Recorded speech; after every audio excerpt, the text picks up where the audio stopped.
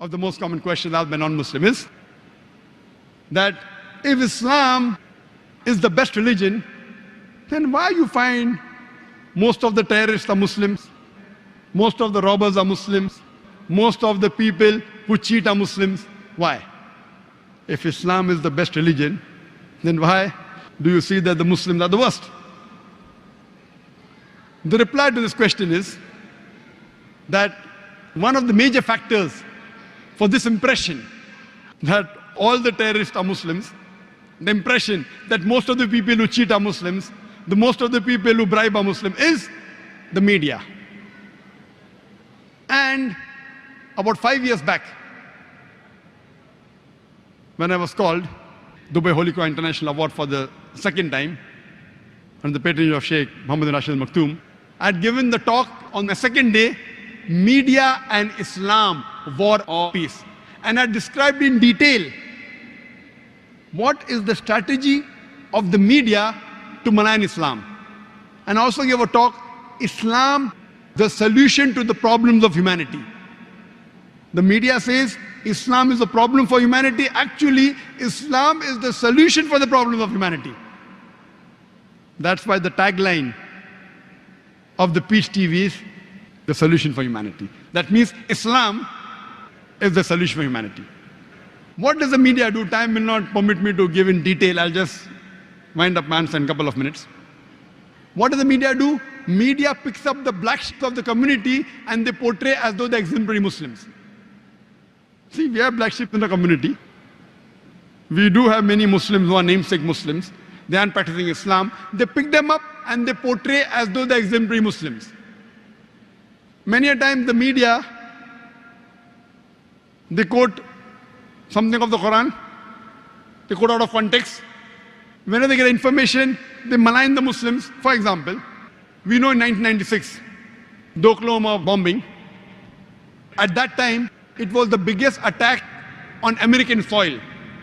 More than 100 people were killed, 166 people were killed. It came as headlines, Middle East conspiracy, Middle East conspiracy, Muslims to blame, Muslims to blame. Headline for days and weeks together. Later on, when they came to know it were 2 American soldiers, it comes once and vanishes. When they don't know the culprit, it comes for days as headlines. When they come to know the real culprit, 1 or 2 days, the news goes out. Why?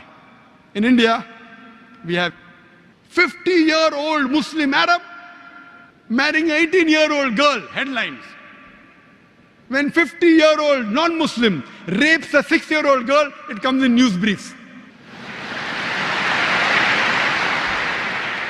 That 50-year-old Arab Muslim, he's taking permission and marrying a girl with her will, with the will of the parents. It doesn't go down the throat of the media. But when a 50-year-old non-Muslim rapes a 6-year-old girl, it comes in news briefs. Why? Same example, couple of weeks back, there was a bomb blast in Pune, German bakery. 9 people were killed. Suspect, Muslim, Muslim, Muslim. Suspect, suspect. No 100% proof. Same day, the Maoists, they killed 16 policemen. Not civilians, policemen, huh? It comes in news brief. Muslim suspect, 9 civilians killed, 16 policemen killed by Maoist. Comes in news briefs. Ajib. They know the people who killed, not civilians. They have got cannons, rocket launchers. They bombard the full police station. Comes in news brief. They don't know who did the Pune bomb blast. Muslim suspect. And it's continuously there for many days. They don't know who did it.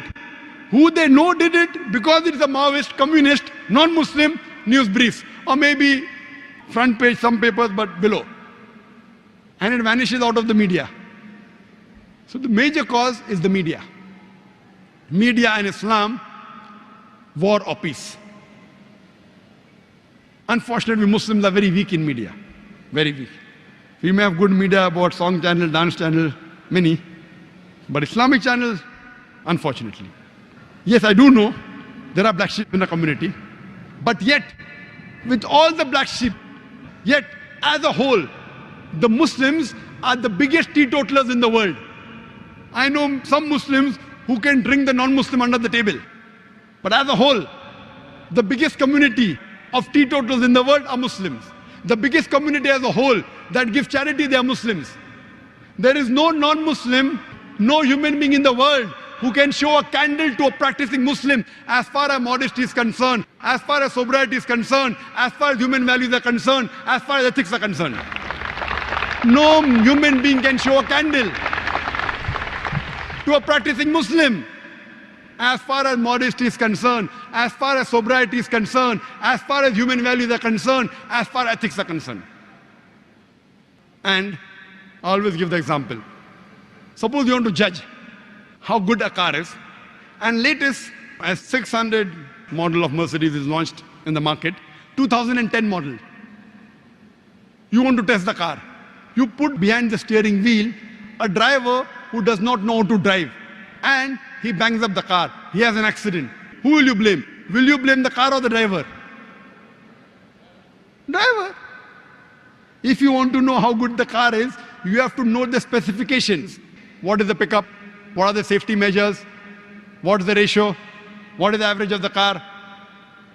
Anti-brake locking system. Look at the specifications. And really, if you want to test drive the car, put behind the steering wheel an expert driver. If you really want to know about Islam, don't look at the Muslims. Look at the scriptures, the glorious Quran and the Sahih Hadith. Don't look at me. Don't look at the Muslims. If you really want to test drive a car, put behind the steering wheel an expert driver. The best exemplary Muslim you can find is Prophet Muhammad Sallallahu Alaihi Wasallam. Read his seerah, you will find he's the best exemplary Muslim and the best exemplary human being that has lived. That's the reason I say that understand the religion by looking at the scriptures. And when you read the scriptures, the authentic sources, the Quran and Sahih Hadith, you will really appreciate Islam.